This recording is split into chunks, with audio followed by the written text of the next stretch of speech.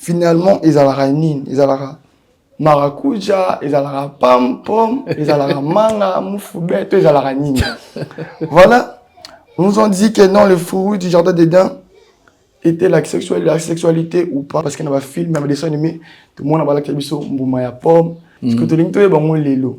Il y a là qui mboumaya maracuja, il y a pomme, tout là qui acte sexuel. Ok. Je vais d'abord répondre d'emblée. Je dirais que ce n'était pas la sexualité, c'était un fruit. La Bible l'appelle l'arbre de la connaissance du bien et du mal.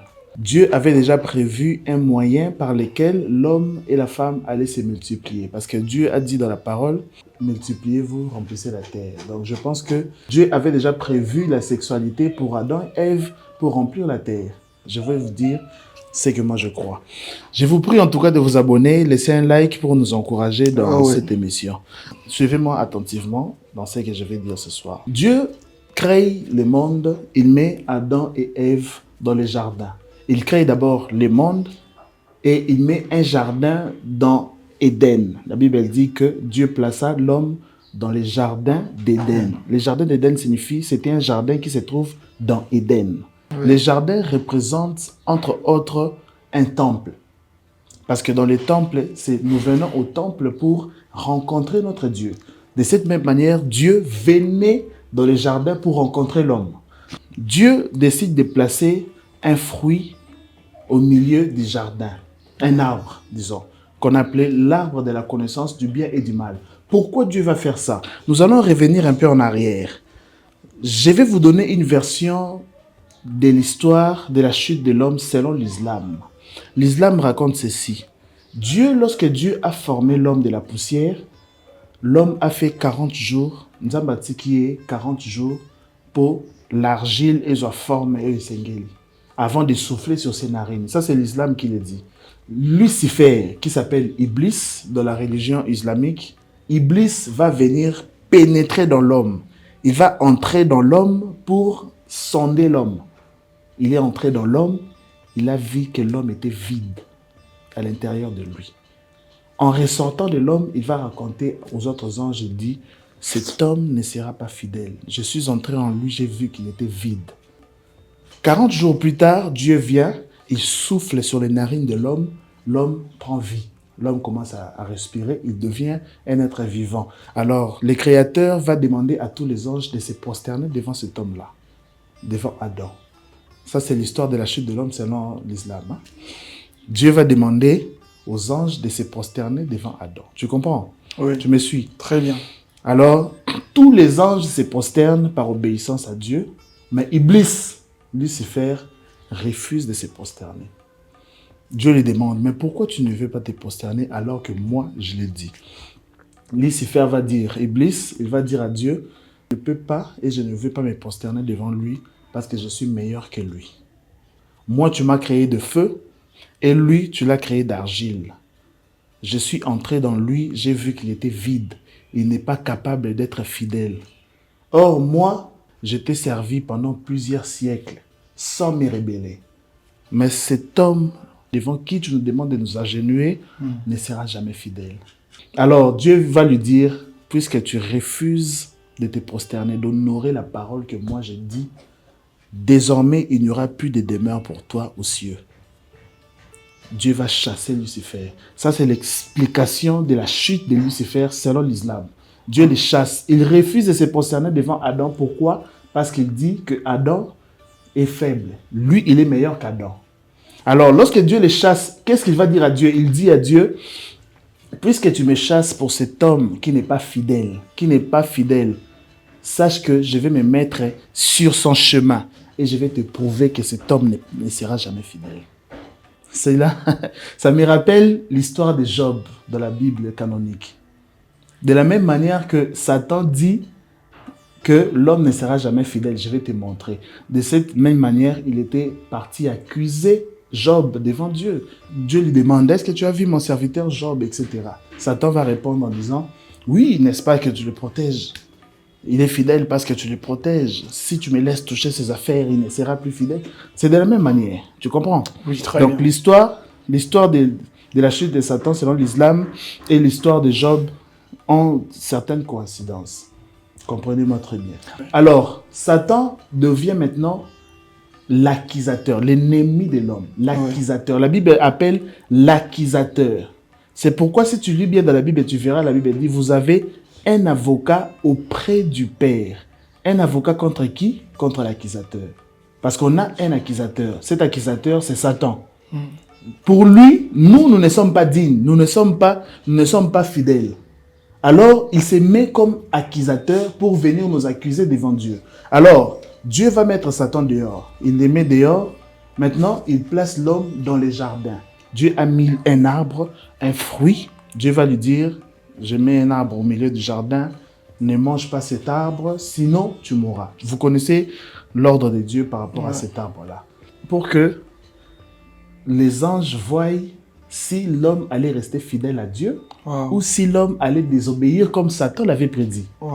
Vous comprenez, hein? Très bien. Alors, Dieu va placer l'arbre au milieu du jardin. Satan, il va maintenant venir pénétrer dans le jardin. Moi, je crois qu'il est entré dans le jardin par l'autorisation de Dieu lui-même. De la même manière qu'il avait fait avec Job, de la même manière qu'il a demandé la permission à Dieu de toucher Job, de cette même manière-là, Dieu va autoriser Satan à entrer dans les jardins. Parce que les jardins étaient les lieux de la présence de Dieu, étaient perçus comme les temples où Dieu descendait. Oui. Mais cette fois-là, Satan va entrer dans les jardins pour tenter l'homme. Il va demander à l'homme, il va dire à l'homme de manger les fruits. Non, est-ce que Dieu a réellement dit, etc. Si vous mangez, vous allez devenir comme lui. Il n'a pas fait la sexualité avec l'homme. Il a poussé juste l'homme à désobéir à Dieu. Comprenez-moi très bien. Il a poussé l'homme à désobéir à Dieu dans l'objectif de prouver à Dieu que l'homme ne sera pas fidèle. Vous comprenez? Très bien. Et qu'est-ce qui va se passer? Malheureusement pour l'homme, l'homme va manger le fruit comme le diable l'avait prédit. L'homme, malheureusement, il va manger le fruit.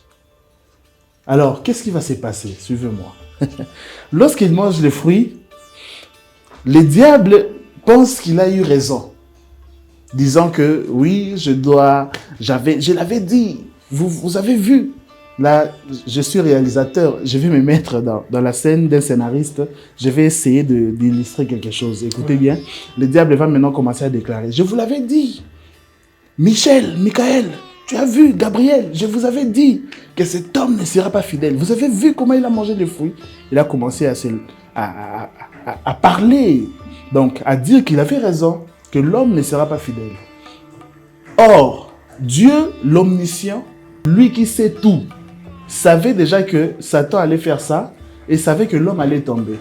Et maintenant, Dieu va dévoiler son plan au grand public. La chute de l'homme va permettre à Dieu de dévoiler son plan au grand public, à tous les anges, que l'homme de nature est faible. Il a besoin qu'un Dieu habite en lui. Il a besoin qu'un être suprême habite en lui pour lui permettre de rester fidèle. Je ne sais pas si vous avez compris. Je vais le dire autrement. Dieu a compris. Bon, Dieu n'a pas compris, mais Dieu a dévoilé aux anges et au grand public que l'homme de nature est faible parce qu'il est fait d'argile. Et il fallait qu'un esprit supérieur habite en lui. De la même manière que Satan était entré en lui selon l'islam. De cette même manière-là, Dieu va habiter dans l'homme. Les fruits qui étaient dans le jardin, ce n'était pas la sexualité, c'était réellement un fruit.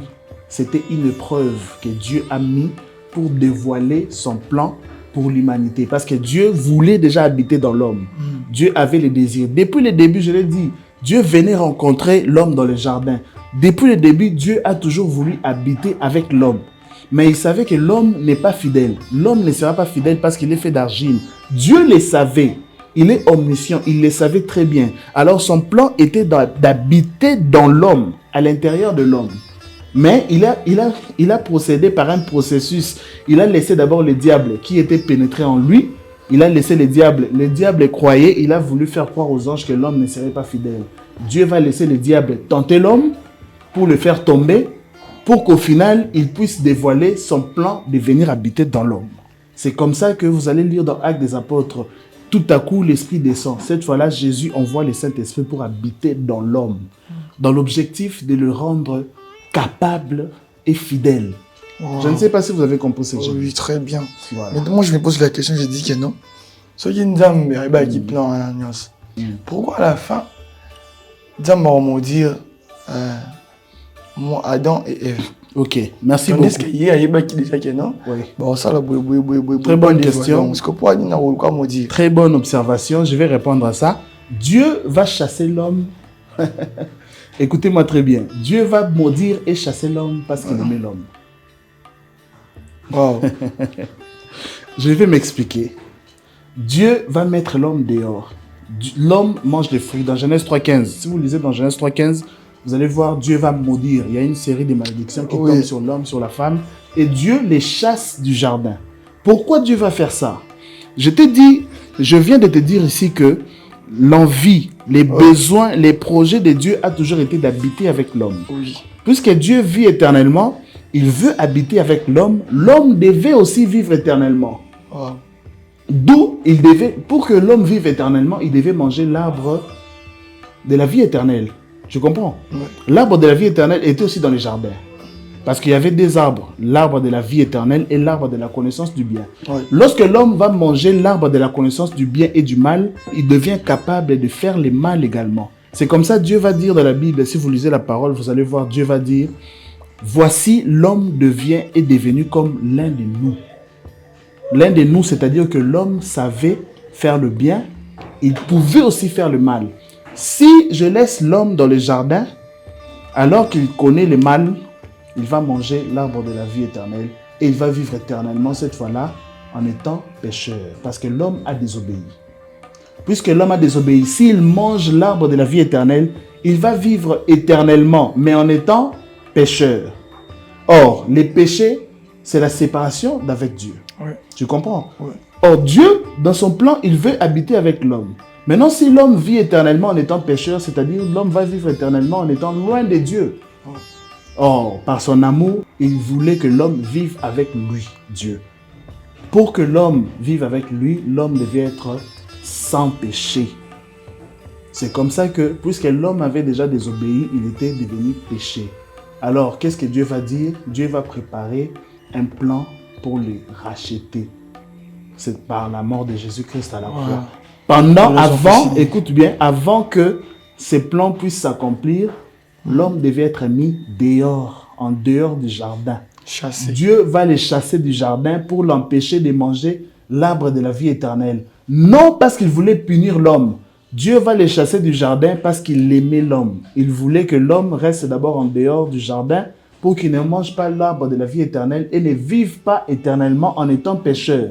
Mais qu'il attende d'abord dehors, que le Messie vienne mourir à la croix pour les racheter. Et cette fois-là, il obtient la vie éternelle par Jésus, sauvé et sanctifié de ses péchés.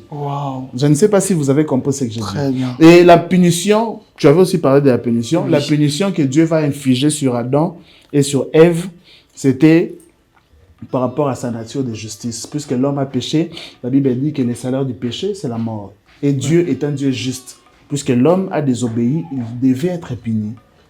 Donc Dieu l'a puni normalement comme on punit. Parce que on le dit d'ailleurs, celui qui aime bien châtie bien. Donc puisque Dieu aime l'homme, il doit les châtier parce qu'il a désobéi. Waouh.